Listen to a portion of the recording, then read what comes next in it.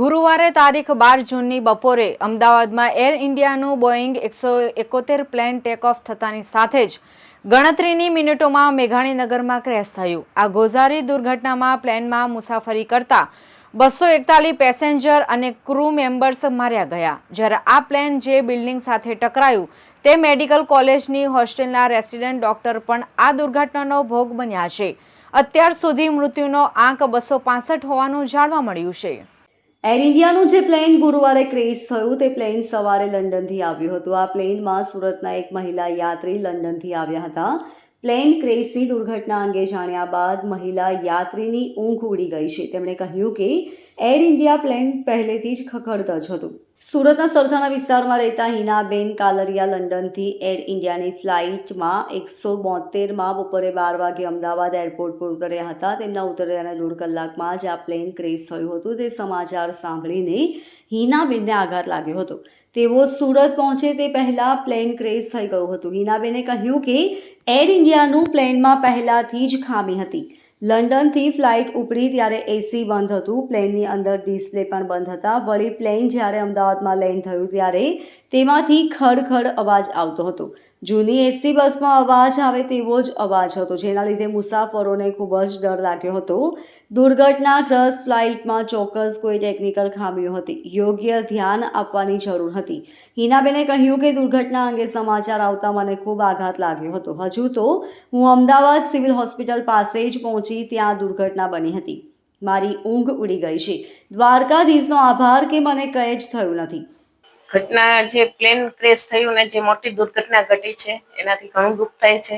એમાં આપણા મુખ્યમંત્રી રૂપાણી સાહેબ પણ હતા। હું બધાને શ્રદ્ધાંજલિ પાઠવું છું અને એમના પેરેન્ટ્સને, એ લોકોને, સગાવાલાને બધાને એવી શક્તિ આપે પ્રભુ કે આ દુઃખ સહન કરવાની શક્તિ આપે। હું એવું પ્રાર્થના કરું છું પ્રભુ પાસે। જ્યારે હું લંડન થી અમદાવાદ આવવા નીકળીને ત્યારે 8:15 મારું પ્લેન હતું અને એ લેટ થઈને 2 કલાક લેટ થયું હતું અને 10:30 ની આસપાસ એ પ્લેન ઉપડ્યું હતું। અને ત્યારે મને એવું કંઈક લાગ્યું કે ભાઈ 2 કલાક લેટ કેમ છે, કદાચ હોઈ શકે, લેટ પણ હોઈ શકે પ્લેન, પણ જ્યારે હું ઉપર ચડતું હતું ને ત્યારે એમનું એસી બંધ હતું। ત્યારે મેં એમને એર હોસ્ટેલને કહી દેલું કે ભાઈ એસી બંધ છે તો એસી ચાલુ કરો એમ।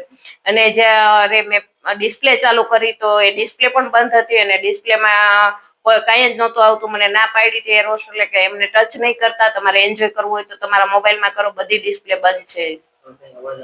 અને કંઈક અવાજ પણ આવતો હતો, જ્યારે ઉપર થયું ને ઉપર ચડ્યું ને ચાલુ થયું ત્યારે ઘણો અવાજ આવતો હતો પ્લેનમાં। કદાચ જૂનું પ્લેન હોય એટલે પણ બની શકે। અને જ્યારે નીચે ઉતર્યું ત્યારે મેં લીગલી એવું લાગ્યું હતું કે કંઈક ને કંઈક તો આમાં પ્રોબ્લેમ છે જ, કારણ કે જ્યારે નીચે ઉતર્યું ત્યારે એકદમ અચાનક નીચે ઉતરી ગયું અને મને અંદરથી ડર પણ લાગેલો। ત્યારે મેં મારા ભગવાનને યાદ કરેલા, પ્રાર્થના કરેલી, ભગવાન હું શાંતિથી ઘરે પહોંચી જાઉં, હું સમર્પણ ધ્યાનમાં જોડાયેલી છું। તો મેં બાબા સ્વામીને પણ યાદ કર્યા હતા। જ્યારે હું ધ્યાનમાં બેઠી સવારે ત્યારે પણ મેં પ્રાર્થના કરેલી કે હું ઘરે શાંતિથી પ્રભુ પહોંચી જાઉં।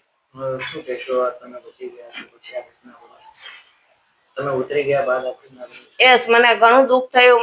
હું લગભગ અમદાવાદની બહાર પણ નહોતી નીકળી, સિવિલ પહોંચી ને ત્યાં મને સમાચાર મળ્યા કે એ પ્લેન જ ક્રેશ થયું છે, તમે શાંતિથી પહોંચી ગયા છો ને એમ કરીને।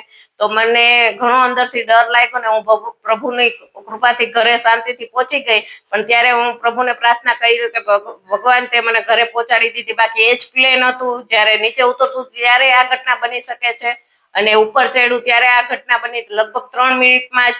અને હું ઉતરીને 2 કલાકની અંદર તો આ ઘટના બની ગઈ હતી અને મને ઘણું દુઃખ થાય છે। ઘણા બધા સ્ટુડન્ટો હતા, ઘણા બધા પેરેન્ટ્સો હતા અને એ બધાએ પોતાનો જીવ ગુમાવ્યો છે। બહુ મોટી દુર્ઘટના છે। Bureau report, LK star news, Surat.